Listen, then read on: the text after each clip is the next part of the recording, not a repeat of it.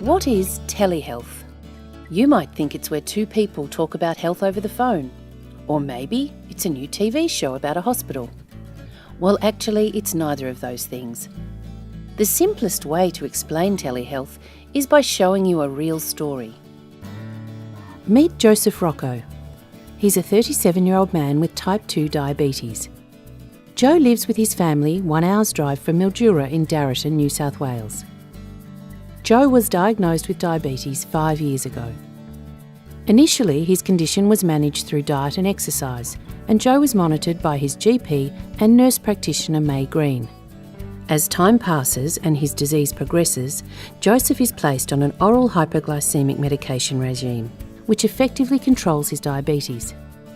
Recently, he's been feeling very tired, and he's noticed that his postprandial blood glucose levels are becoming increasingly unstable, often rising over 14.5 millimoles per litre.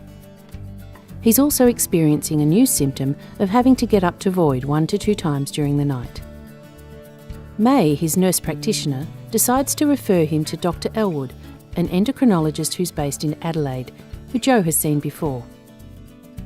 Without telehealth, Joe would need to make the 5-hour trip to Adelaide to see the endocrinologist. This means travel, expense, overnight accommodation, and extra stress on Joe. With telehealth, Joe is able to make an appointment to see his endocrinologist with his nurse practitioner.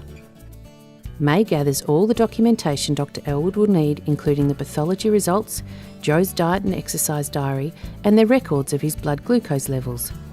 She passes all of this on to Dr. Elwood and books a telehealth consultation for 1 week's time, which will be held at Joe's local clinic, a 10-minute walk from home.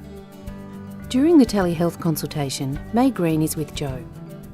Dr. Elwood suggests he commence on insulin and that his diet and exercise are closely monitored. He recommends that Joe sees his nurse practitioner on a weekly basis.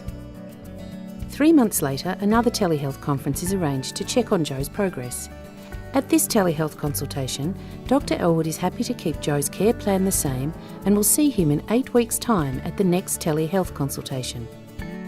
So now, Joe's diabetes is stabilised. He has been able to have the support and care from a local professional in May Green without having to forego the specialist care of the city endocrinologist. May Green writes a letter to Joe's GP to inform him of the consultation with Dr. Elwood and the new medication regime to keep him updated. That's telehealth.